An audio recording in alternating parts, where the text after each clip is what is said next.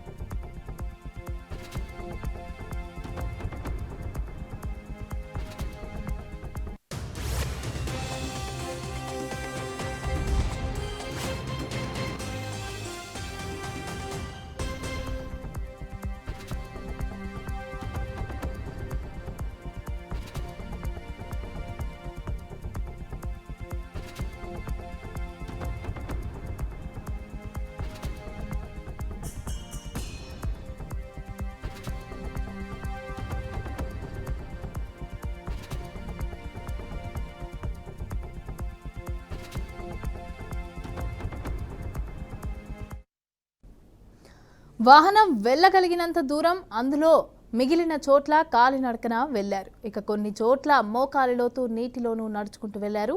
బురదలో కాలినడకననే తన పర్యటనను కొనసాగించారు. మరింత ఎక్కువ నీరు ఉన్న ప్రాంతాల్లో బోట్ ద్వారా బాధితుల వద్దకు చేరుకొని వారితో స్వయంగా మాట్లాడి కష్టాలు తెలుసుకున్నారు. బాధితులు చెప్పే ఫిర్యాదుల పరిష్కారానికి ఎప్పటికప్పుడు అధికారులకు ఆదేశాలు జారీ చేశారు. ఇక ప్రభుత్వం ఆదుకుంటుందని, ధైర్యంగా ఉండాలి అంటూ ప్రజల్లో భరోసా కల్పించారు.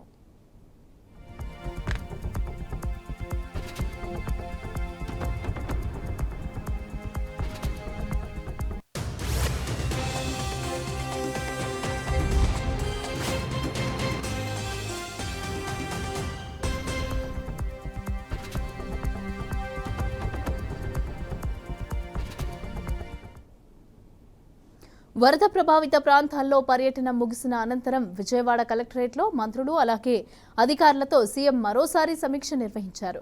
సహాయక చర్యల్లో వేగం పెంచి ప్రజలకు భరోసా ఇచ్చినట్లుగా చెప్పారు.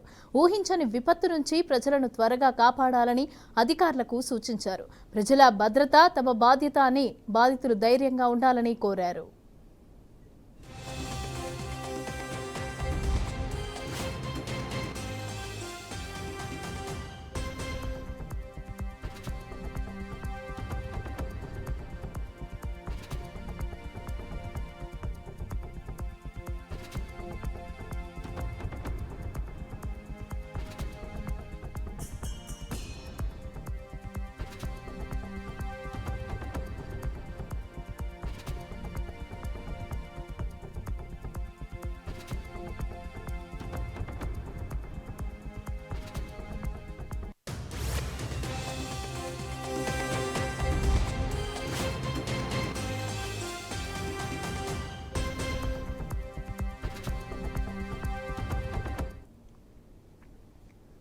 విజయవాడ వరద ప్రభావిత ప్రాంతాల్లో సీఎం చంద్రబాబు పర్యటన ముగిసింది. ఇక ఉదయం నుంచి ముంపు ప్రాంతాల్లో సుమారు 4 గంటల పాటు నిర్విరామంగా సీఎం పర్యటించారు.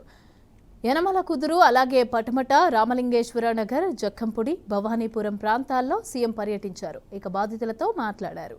ప్రకాశం బ్యారేజీ దిగువ లోతట్టు ప్రాంతాలు, ఎగువ ప్రాంతాల్లోనూ పర్యటించారు. నిర్వాసితులందరికీ కూడా ధైర్యం చెప్పారు. అందరినీ ఆదుకుంటామని హామీ ఇచ్చారు.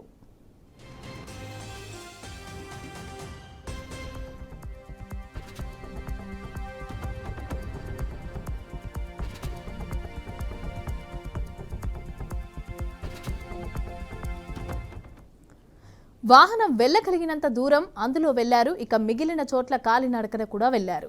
కొన్ని చోట్ల మోకాలి లోతు వరకు నీటిలో నడుచుకుంటూ వెళ్లారు. ఇక బురదలో కాలినడకనే తన పర్యటనను కొనసాగించారు. మరింత ఎక్కువ నీరు ఉన్న ప్రాంతాల్లో అయితే బోటు ద్వారా బాధితుల వద్దకు చేరుకుని వారితో స్వయంగా మాట్లాడి కష్టాలను తెలుసుకున్నారు. బాధితులు చెప్పే ఫిర్యాదులు పరిష్కారానికి ఎప్పటికప్పుడు కూడా అధికారులకు ఆదేశాలు జారీ చేశారు. ఇక ప్రభుత్వం ఆదుకుంటుందని, ధైర్యంగా ఉండాలి అంటూ ప్రజల్లో భరోసాను కల్పించారు.